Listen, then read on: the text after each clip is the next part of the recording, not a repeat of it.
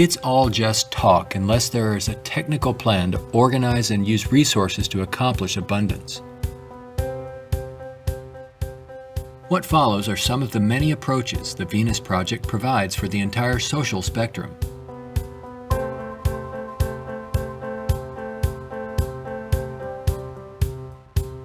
Today, more than half our population lives in cities that are polluted, dangerous, and waste energy. What we have to do is design a city as a living system, as an organism, as a university, that all of the cities of the future will be university cities that grow, that continue to exchange ideas. The city will have a built-in transportation system, so there are no accidents and no unthought out areas of technology. Medicine, botany, agriculture, the total system, one planning system. It is actually better to build newer cities from the ground up than to restore and maintain old ones. Fresco uses a systems approach to designing new cities. They're desirable and pleasant places to live. The notion that intelligent overall planning implies mass uniformity is absurd. Cities would be uniform only to the degree that they would require far less materials, save time and energy, and be flexible enough to allow for innovative changes while preserving the local ecology. If we design our cities to meet human needs, you don't have most of the problems that are prevalent today. In the Central Dome, you have childcare, schools, dental care, medical care. In the production and design of the cities, we work out 1/8 of the city system, and then we reproduce it instead of have architects design each building and each structure, which is a tremendous waste of energy and talent. When working on solving the housing problem for all the world's people, construction techniques would be vastly different from those employed today. Extruded and self-erecting structures could revolutionize and speed up construction processes. These lightweight, durable apartments could be produced as continuous extrusions and then separated and positioned in place by the mega machines. The outer shells of these efficient structures serve as photovoltaic generators and heat concentrators. You don't own anything in this society. Really, people don't want money. They want access to things when they want it. And people in a society of abundance, having access to things, will really no longer begin to store and accumulate things. We recycle it, update it, make it better. Take the same materials of an old car, weighs just as much as a new car, so there are no old cars. Old cars mean danger. If you drive a very expensive car and somebody else drives a beat-up old car, if their brakes fail, you may die. We don't want any old cars on the highway. We don't want anything that breaks down. We don't want anything that takes looking after. In a resource-based economy, people may access whatever products they need without the burden of having to purchase, maintain, or insure their possessions. In this way, there is much more to go around for everyone, and products are always available when needed. Anything people may need is available in these outside access domes. Sculpturing materials, musical instruments, somewhat like the public library. They can go down and access a camera or a bicycle or a wristwatch. Anything that they need is available without a price tag. That would mean we must achieve a level of production that's so high that scarcity no longer exists. That will prevent almost all crime. So there's no way of segmenting or making this system just or equitable. We have to make a system that assures human rights. You know, when everybody has free access to goods and services, you don't have to fight for women's rights or black rights. It's an automatic in a society that's set up that way. You don't have to make laws, don't steal. It would bypass that behavior. Surrounding the Central Dome, you have the research centers. centers that do work that's relevant to the sustainability of the entire community. As we move away from the research centers, we come to the recreational area, which has tennis courts and all of the games that people require.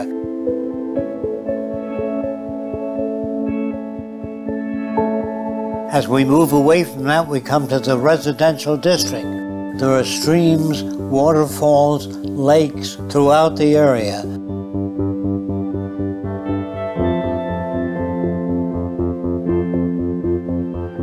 We could provide a wide range of unique homes and apartments that can be relatively maintenance-free, fireproof, and virtually impervious to adverse weather conditions.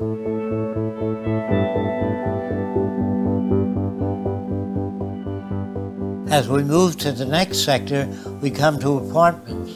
The reason some people want to live in apartments is because you have drama groups, you have gymnasiums, medical care, dental care, everything is built in to the central towers.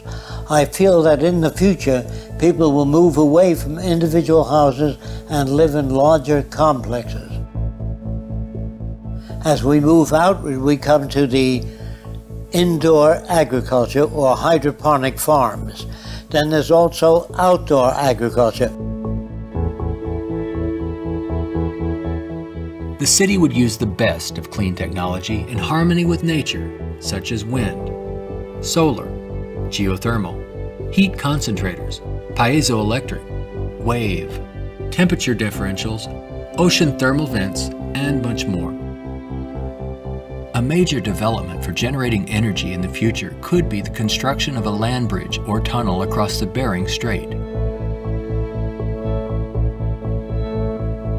These underwater structures convert a portion of the ocean currents through turbines to generate clean sources of power. By using these sources of energy, we could power the Earth on clean energy and enable all people to enjoy a very high standard of living for thousands of years to come. There's no need for the use of polluting hydrocarbons any longer. Pollution will be a thing of the past. All transportation will be integrated into a worldwide transportation system. Transportation within cities will be by transveyors. City-to-city travel will be by monorail.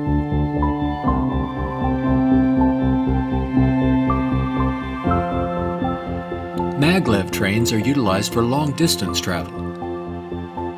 To enhance efficiency, this high-speed maglev train is equipped with removable sections, which can be disengaged while the train is in motion.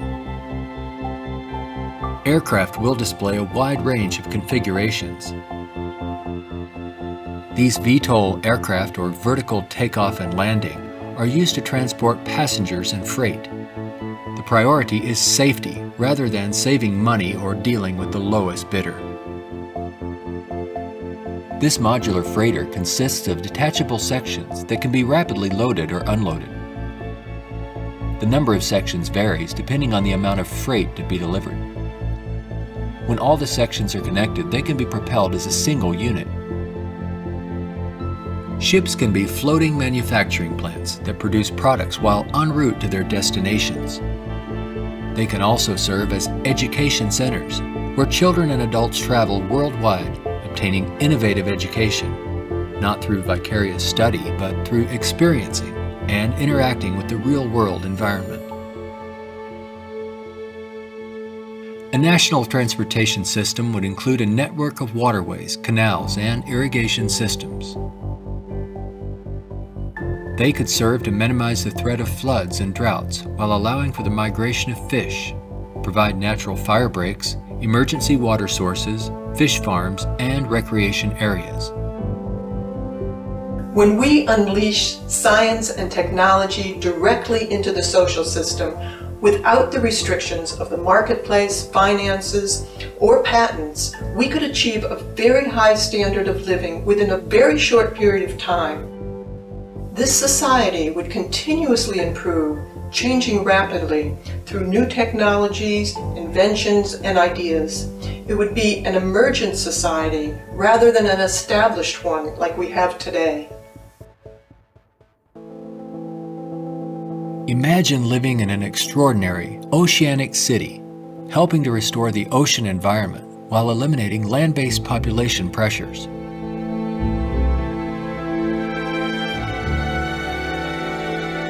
These cities in the sea may serve as universities and research centers where students study marine sciences. They could be used for ocean farming, mariculture, and mining, while maintaining a dynamic balance in the oceanographic environment. Self-sufficient cities in the sea vary in design depending on their location and function. This undersea observation station permits people to view marine life in its natural habitat. These mariculture and sea farming systems cultivate and raise fish along with other forms of marine life to help meet the nutritional needs of the world's people. These structures would permit the free flow of water throughout. Using technology in this way would make it possible for a global society to achieve social advancement and worldwide reconstruction in the shortest time possible. Utopia, if ever established, will die.